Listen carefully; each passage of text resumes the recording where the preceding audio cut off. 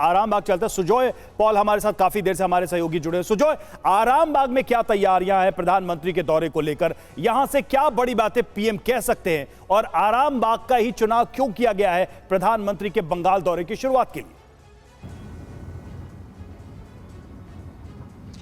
देखिए, मैं पहले आपका लास्ट जो सवाल है उसका आंसर देना चाहूँगा।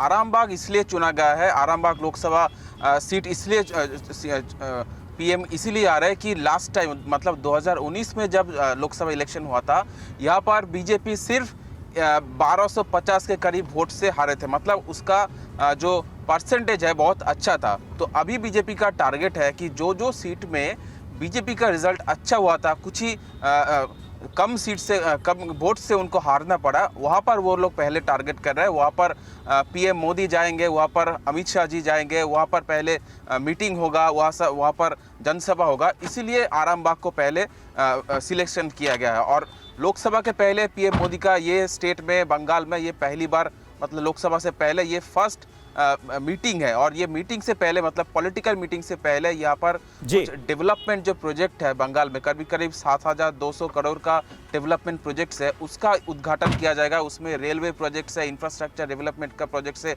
और भी बहुत सारे प्रोजेक्ट्स है जो कि पीएम मोदी के जरिए उसका उद्घाटन होगा। उसके बाद 3 बजे के बाद पीएम मोदी यहाँ पर जो पॉलिटिकल जो सभा होगा वहाँ पर मोदी जी भाषण देंगे। वहाँ पर भाषण देने के बाद आज राजभवन में वो स्टे करेंगे, वहाँ पर रह जाएंगे कोलकाता में।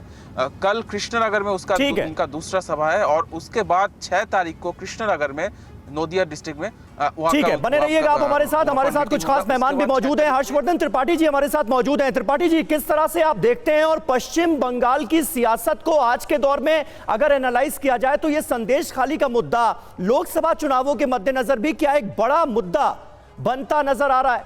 बीजेपी जिसे भुनाने की कोशिश करेगी। समीर जी, मुझे लगता है कि अगर हम संदेश खाली की घटना पर बात करते हुए सिर्फ ये कहेंगे कि ये लोकसभा के लिए मुद्दा बनेगा क्या, तो ये थोड़ा सा संवेदनहीनता होगी। और मैं इसको बहुत गंभीरता से कह रहा हूं। मुझे तो नहीं याद आता है देश के हर राज्य में कोई घटना उठाई जा सकती है, किसी घटना की बात की जा सकती है। कहीं कोई गुंडे हैं, बदमाश हैं, अपराधी हैं, कहीं महिलाओं के साथ छेड़खानी होती है, दुष्कर्म होता है, हर तरह की घटनाएं हो रही। सब हम रोक नहीं पाए हैं, अभी उस स्थिति में नहीं पहुंचे। लेकिन संदेश खाली अपने आप में सबसे अलग है। संदेश खाली में जो अनुसूचित जाति की महिलाएं हैं, उनको एक वहां का शेख शाहजहां नामक गुंडा, वो अपने साथी गुंडों के साथ हर रात मनोरंजन के लिए अपने घर बुलाता है, अपने पार्टी कार्यालय बुलाता है, अपने ठिकानों पर बुलाता है। और बरसों तक उन महिलाओं की, वो जो अनुसूचित जनजाति की महिलाएं हैं, आदिवासी महिलाएं हैं, उनकी सुनवाई तक नहीं होती। वहां का जो एसपी है हुसैन मोहम्मदी, वो उस पर बार बार कहता है कि ना यहां तो कुछ हुआ ही नहीं है।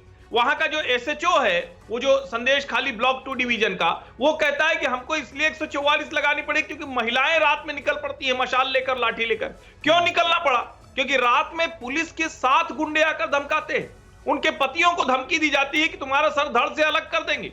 और ममता बनर्जी विधानसभा के अंदर धमकी देती हैं कि ये महिलाएं जो मुंह पर कपड़ा बांध कर आ रही हैं, इनके खिलाफ कार्रवाई करेंगे।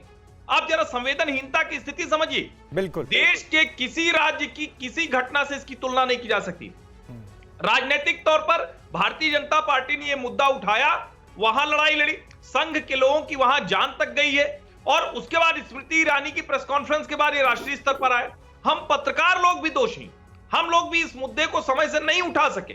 और मैं फिर से कह रहा हूं, ये किसी लोकसभा, किसी विधानसभा, किसी राजनीतिक मुद्दे के तौर पर नहीं देखिए, लेकिन हां, उन महिलाओं के साथ खड़े होने का साहस दिखाइए।